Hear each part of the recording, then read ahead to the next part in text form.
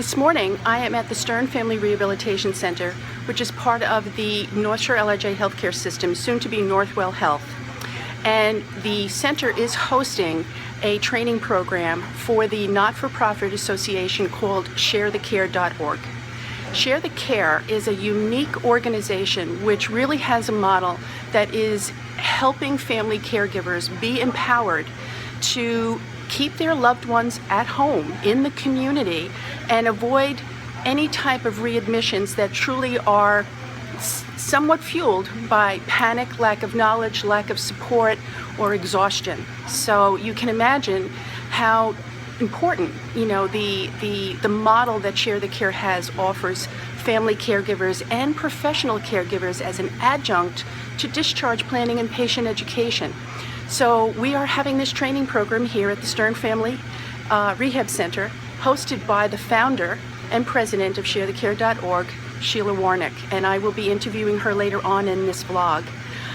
We're very excited about this. I've been looking forward to this episode for a while, and I just really am excited about sharing what this organization does in empowering family members to form care circles around their loved ones and themselves so that they can be empowered, comfortable, and live their life in their community and really have a quality of life unlike anything hospitalization can offer when you're dealing with a chronic disease.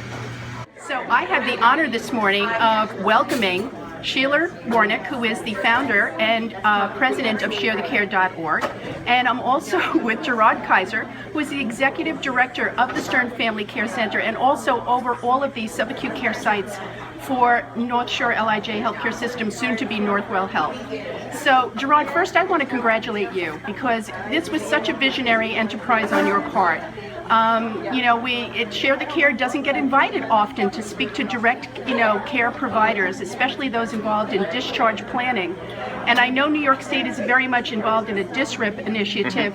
What were your thoughts behind inviting Sheila? Well, first I want to thank you for bringing Share the Care to my attention.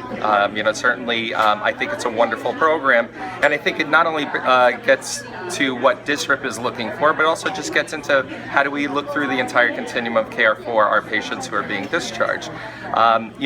DISRIP is looking at trying to save money in the state and reduce hospitalizations, reduce recidivism back to different programs. And when we discharge somebody from our rehab centers, we're always so focused on the physician, the nursing, the DME equipment, and so on, and Share the Care by adding this into our arsenal, so to speak, when we discharge someone. We're also looking at the psychosocial needs of the family and the patient by expanding what we can do and what the family can do in these care circles. So I think it's a wonderful adjunct to what we're already doing with DISRIP. So Sheila, is this a dream come true? Absolutely a dream come true. It's not very often that I get a room full of nurses and social workers who deal with the patients who really need to learn about this program right at the time they're leaving the rehab centers and going home with some difficult circumstances that the caregivers have to deal with. So it is absolutely a dream come true. Also, to be able to meet what the professional world is doing to help caregivers and patients when they leave home, to marry it with this grassroots model is really spectacular. The whole mission and purpose and model of care of North Shore LIJ is patient, family-centered care. That's right. And I can't think of a program that speaks to it better than, weaving this into what we're already doing. So thank you very much, and I'm looking forward to a wonderful day. Thanks, Phyllis. Thank you, Phyllis.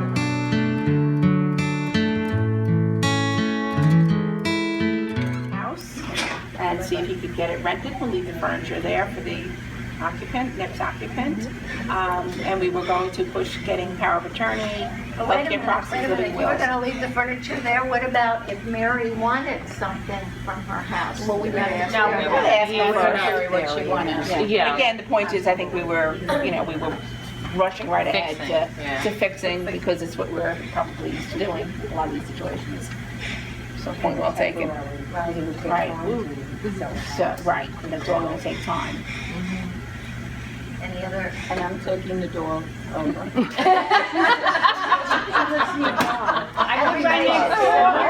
And I'm going to stay with him while he has his surgery. And then bring him back home one whole day. That was the easy part.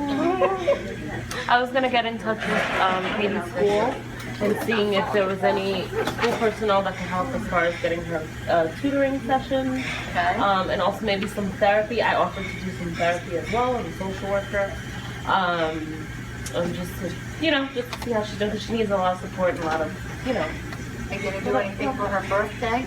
Yes, we have a birthday committee here. Yes, we have a birthday planner. Birthday party planner. A birthday party planner, and it's going to be a surprise. So during the day, when they're getting ready for Katie's party, Katie and her dad are going to go fishing. We're going to compromise to give them a father-daughter time, and then she's going to return home to an art-based birthday party. And her room. And her room painting. After we find out what color. Yeah. And, as a counselor, I was going to do 3 times a week, like after dinner, once Barbara was home from work, do like one-on-one counseling. And also, I used to be a job coach, so doing like job coaching stuff because she was concerned about going back to work and losing her new management position. So we were going to kind of combine that into kind of individual at home.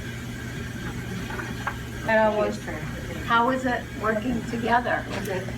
I'm going to add this. I was going to do the relaxing massage part. I was going to take her to Okay.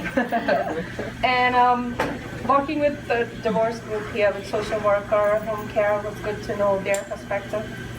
Because we said we would get home care and, definitely get her ASAP services. If she ever left Stearns. She left Stearns, exactly. We should have got her some services. Any other comments? Anything Just that a you fixer. observed about your group working away? Do you think you learned too much, little? I think we were very accommodating to each other. I think as we were working with people from different classes of life and Yeah, we had a lot of really good resources. we were very accommodating to each other and were willing to do anything. I think Phyllis is right. I mean, our approach was, we're going to take care of this, we're going to fix it.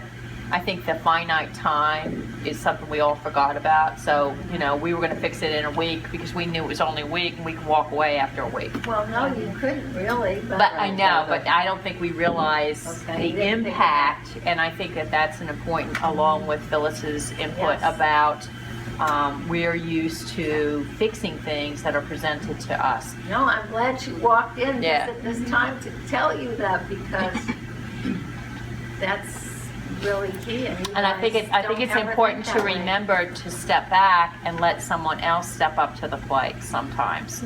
Like Phyllis saying, letting Will off the hook on everything. This is his family. It's not our family. It's his family, and he needs to take some responsibility for that, Okay. Any other thoughts that you have? Anything you want to share? Did you like this exercise? Did you think it was valuable? Did it open your eyes up to anything about caregivers? It's difficult to do that. It's difficult to schedule everything. And sometimes we just do it automatically because that's what we're used to doing. But when you're incapacitated and you realize you can't do it anymore, and I think because we're a group of women, I think women are used to multitasking a lot, regardless of whether they're the caregiver or not. I think women generally tend to Get the job done. take Well, upon a get lot that upon role. themselves. But Yes. there are a lot of men caregivers too, so. Yes. And that brings in another dynamic. Yeah. We don't have one here today. So let's move over to you. So I'm with some of the participants of the Share to Care event here at the Stern Center. And could you tell me your name? Yes, I'm Susan Arcuri. I'm an Assistant Director Case Management at Huntington Hospital. Okay, and you? Iris DeFlora, Case Management at Huntington Hospital. Okay, and? I'm Lori Balter, Social Worker at Broadlawn Manor. Okay. Audrey Devaney, Director of Social Work for Broadlawn Manor. Well, ladies, I guess the first question I really want to ask is, how come you responded to the email and participated? What struck you about the invitation to participate? It was very exciting, the topic. I was very curious to learn more about it, hoping to learn a lot to come back to Huntington and share with the team. And so far, it's been fabulous. So I know that care circles might be a fairly new concept. Do you think it's something that's viable and that we can actually weave into discharge planning? Yes, I think we can. I think as we're interviewing the patient or family, we can identify if a patient requires more needs, and this could be a cost-effective solution to discharge planning and having someone available to them to help them. Right. So what is your sense about being able to help reduce avoidable readmissions? Do you think that this is a viable solution, or at least something we can weave into that whole initiative? I believe so, because a lot of people are discharged, and the resources that we are able to set up from them that their insurance covers is minimal, and having access to less formal supports or informal supports would be very helpful, in keeping them safe and making sure their needs are met. Right. So where do you think we go from here? How do we continue to get this word out that these options exist, and we can start to train our colleagues in being able to be schooled or knowledgeable about this?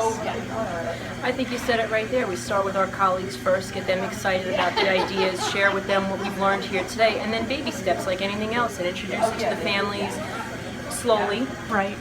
Not everyone has the supports that we've talked about. Right. Especially elderly. There's very limited family supports. Right. So I think the foundation is good. It's just going to take some more work to really get this program going. Right. I think one of the things that I've heard Sheila say is, she talks about having 30 people in a care group or a care circle, but I also heard her made the point that it can start with 3. It doesn't have to be 30. And, I think people sometimes start to think that where am I going to get 30 people? I don't even know that many people. I've been so isolated taking care of my family members. So you think this is a doable or a viable option for even a small care circle? A small, for the elderly, I think it would be a small care circle, because I think that people are living a lot longer now. And when you get to be 95, and I have a mom that's 95 now, you have your children, but you've lost a lot of your friends. That's right. And even if you had them, they'd be too elderly to assist you. So that makes it more difficult. Yes, it does. Okay. Well, I think one of the positive things that I'm hearing coming out of this is everybody seems to be reaching out to their colleagues and their friends who are participating today and saying, I'm going to be on your list, I'm going to be in your care circle. So it's wonderful to hear caregivers reaching out to each other, because you guys do not accept care all that well. You're very good at giving it, but not good at receiving. So bravo. All right. Thank you so much. Thank you. Okay, Sheila, so the day is over and we are sitting in the car, ready to take you back to the train station in the big city. And you had 30 professional caregivers in your audience. What was unique and special about training professional caregivers as opposed to other groups that you've trained? Well, because of their knowledge and their experience, they are they're not an easy group because I'm dealing with people that really, really understand the problems and issues of caregivers.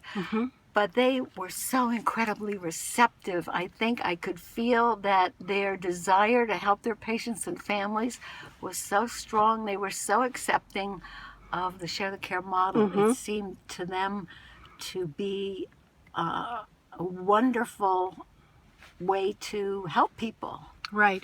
So that was the feedback when I went around the room and just talked to people, casually. They were saying, wow, I feel that I now have something tangible to offer family caregivers who are looking at me saying, I don't know what I'm going to do when I get home. I don't know how I'm going to manage, and it really does seem to be something that I think they'll actively use and chat up with their colleagues as something very tangible, doable, with all the success stories, and we now know the evidence-based research to back it up.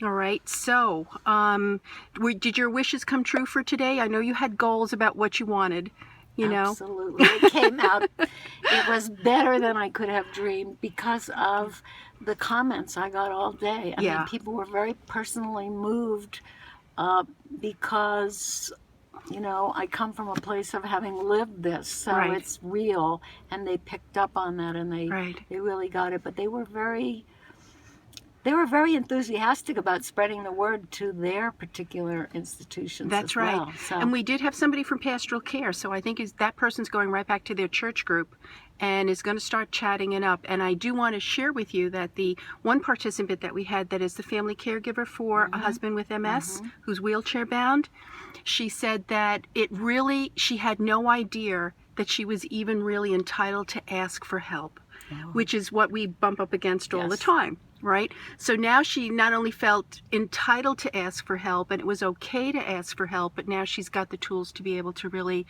or at least the beginnings of starting to create a care circle, you know, around, you know, herself and her husband, and I'm sure that's going to make all the difference. Yeah, I spoke to her as well. I spoke to a lot of the participants today at various points and had some fascinating conversations. And I did speak with her and tried to reiterate to her how important it is for her to take care of herself. Right. So just quickly, what's on the website? ShareTheCare.org. Tell us just the resources. ShareTheCare.org is filled with information about what Share the Care is, but it's also divided into sections so that if you are a caregiver or a concerned friend of a caregiver and a patient, you can find what you need. And if you are a health professional, you can go to a different section and learn about these kinds of trainings that we do and how we can support communities, as well as a section for faith communities who want to use the model and have used it successfully for years, and also corporations, because corporations are really paying attention now to their workers who are That's caregivers. true. So for those people who are in human resources or running the wellness programs in corporations, you know, there are, you know, this is something they can certainly fold into what they offer their employees. Exactly. What a great point to make. Okay, honey, thanks so much. Thank you, All right, Phyllis. have a good night. Night, you too.